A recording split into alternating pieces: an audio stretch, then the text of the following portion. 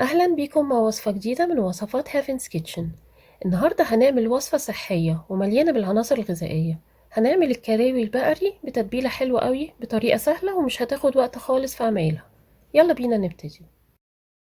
هنحتاج 3 معالق كبار ليمون، ومعلقة صغيرة ملح هيمالايا، ونص معلقة صغيرة فلفل اسود، ومعلقة صغيرة بودرة ثوم، ونص معلقة صغيرة كمون، ونص معلقة صغيرة كزبرة، ونقلبهم كويس جدا مع بعض.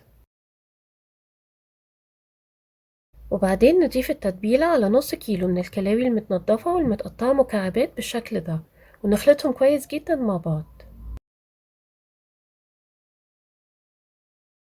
وفي طاسة على نار متوسطة هنحط 3 معالق كبار من زيت الزيتون، وأول ما يسخن نحط بصلة كبيرة وفلفلاية حمرا متقطعين جوليان، ونشوحهم لغاية ما يطروا شوية.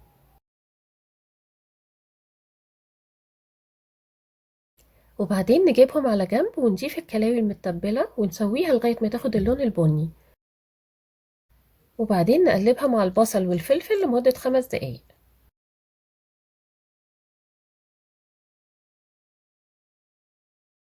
وبس خلاص كده وصفتنا خلصت، سهلة وصحية ومخدتش وقت خالص في عمايلها.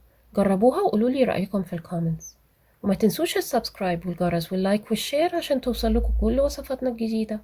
وبالهنا والشفا.